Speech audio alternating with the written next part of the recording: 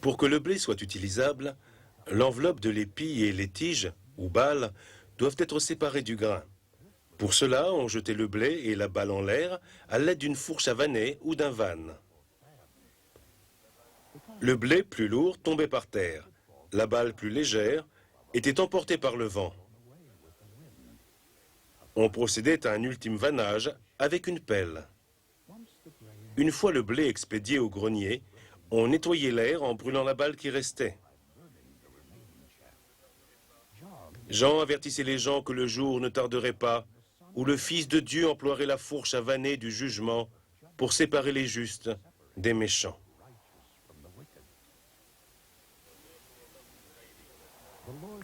Le Seigneur commanda aux Israélites de prendre ces paroles et de les attacher à leurs mains et entre leurs yeux. Les Juifs interprétèrent cela comme voulant dire qu'il fallait copier la parole du Seigneur sur de petits rouleaux et de les mettre dans des étuis de cuir qu'ils portaient sur leur front et sur les bras pendant qu'ils priaient. Ces étuis étaient appelés phylactères. Le Seigneur commanda également aux Israélites de coudre une frange au bord de leurs vêtements, pour leur rappeler de garder les commandements. À cette frange, ils devaient attacher un ruban bleu, couleur symbolisant les cieux, pour leur rappeler la source de leurs commandements. En allongeant leurs franges et en agrandissant leurs phylactères, les pharisiens voulaient montrer qu'ils étaient plus justes que les autres. Cet étalage de justice fut condamné par le Seigneur.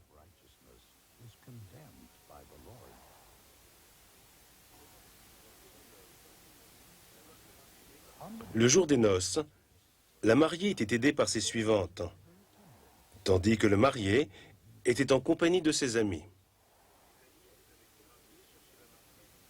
Les amis allaient avec le marié chercher la mariée pour la conduire au repas de noces. Pleins d'impatience, amis et voisins se pressaient le long du chemin pour l'éclairer et se joindre au cortège.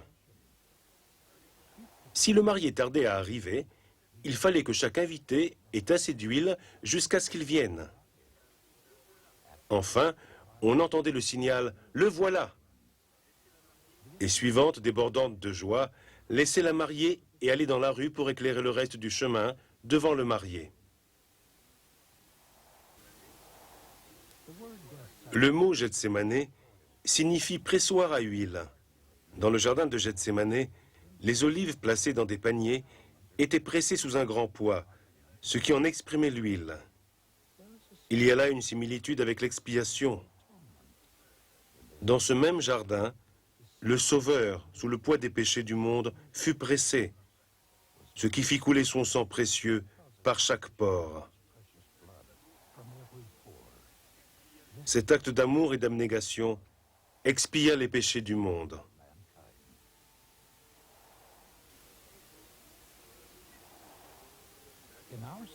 Dans la société où nous vivons, la journée commence à minuit.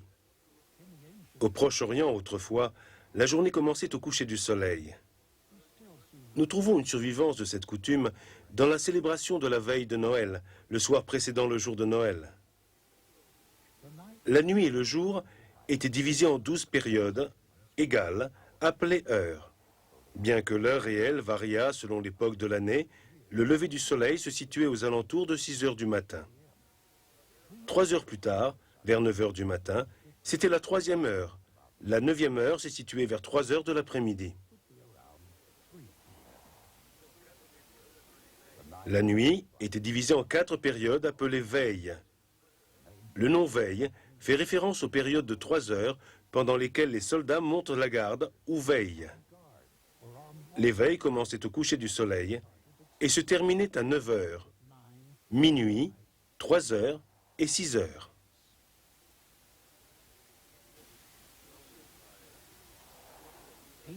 L'ancien Israël attendait la venue d'un Messie ou d'un Christ. Ces titres signifient tous deux « oint ». Les mots « m'a donné l'onction » dans la prophétie font référence à un Messie qui viendrait. En disant « Aujourd'hui, cette parole de l'Écriture que vous venez d'entendre est accomplie », Jésus leur disait qu'il était le Messie promis. Les gens qui se trouvaient dans la synagogue croyaient qu'il n'était que fils de charpentier. Ils voulurent le tuer pour blasphème. La bourse dans laquelle on mettait l'argent pouvait avoir différentes formes. Entre autres, une poche pratiquée dans la ceinture ou un sac pendu à la ceinture. Le sac était un sac de voyage dans lequel on transportait de la nourriture et d'autres effets personnels.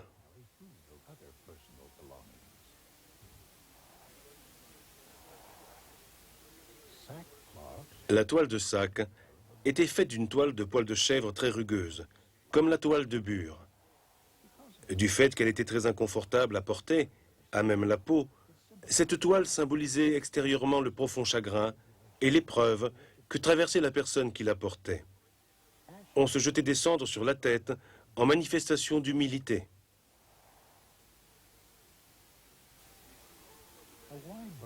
La lèpre désignait toutes sortes de maladies de peau. Généralement, il se formait des grosseurs qui rougissaient, puis formaient des croûtes avant de céder la place à des plaies ouvertes. Souvent, la maladie pénétrait jusqu'à l'os, touchant des organes et des articulations internes et provoquant souvent des déformations des membres.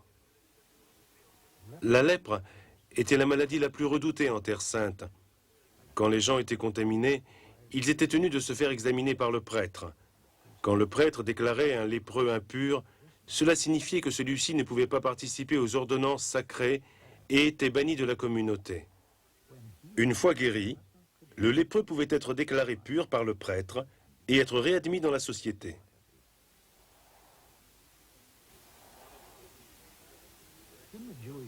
Dans la communauté juive, la synagogue, dirigée par un groupe d'anciens locaux, devenait le centre social, éducatif et religieux de la communauté. Celui qui était excommunié se voyait refuser l'accès à la synagogue, où avaient lieu la plupart des rapports sociaux. Le fait d'affirmer que Jésus avait guéri leur fils pouvait valoir aux parents d'être considérés comme des blasphémateurs par les dirigeants de la synagogue et leur faire encourir l'excommunication.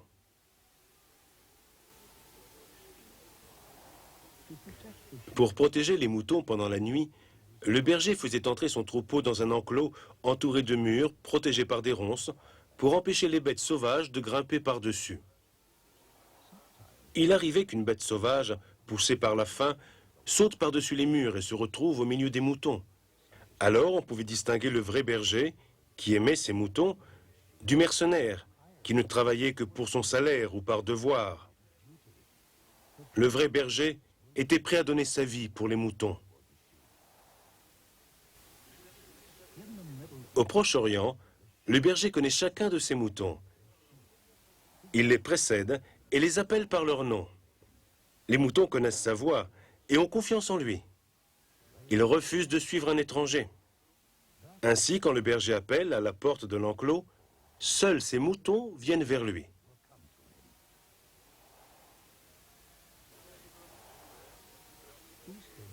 À l'époque du Sauveur, lors des banquets, on mangeait couché. L'invité qu'on voulait honorer le plus a été assis à droite de l'hôte, le suivant à sa gauche, et ainsi de suite, de plus en plus loin de l'hôte, selon le rang. Généralement, on s'appuyait sur le coude gauche et l'on mangeait avec la main droite. On était penché sur la poitrine de la personne placée derrière soi, parce que c'est de sa poitrine qu'on était le plus proche. De même, cette personne était penchée sur la poitrine de la personne placée derrière elle, sans pour autant qu'elle se touche. Il était également habituel que des serviteurs lavent les pieds des invités pendant qu'ils mangeaient.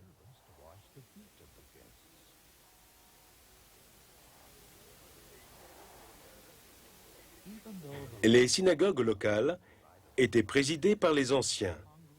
Néanmoins, l'Assemblée participait activement à l'enseignement. Après avoir lu les Écritures, le lecteur commentait le passage. L'Assemblée pouvait alors poser des questions et participer à une discussion. Paul tira parti de cette possibilité pour enseigner l'Évangile dans les synagogues.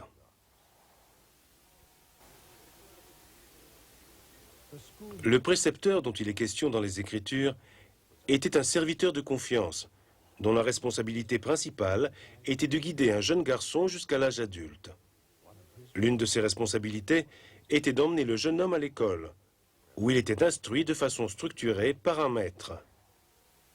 La loi de Moïse fut comme un précepteur, jusqu'à ce que le Sauveur vînt avec la loi supérieure. Le vêtement de base pour les hommes et les femmes était la tunique. Ce n'était ni plus ni moins qu'un sac avec des ouvertures pratiquées pour la tête et les bras. On portait autour de la taille une bande de cuir ou de tissu plié, comme une ceinture. Pour travailler, la longue tunique était gênante. On ramenait les pans et on les passait dans la ceinture, ce qui laissait toute liberté aux jambes. On appelait cela se ceindre les reins. Dans le langage de l'Évangile, se ceindre les reins signifie se préparer, travailler dur et servir dans le royaume.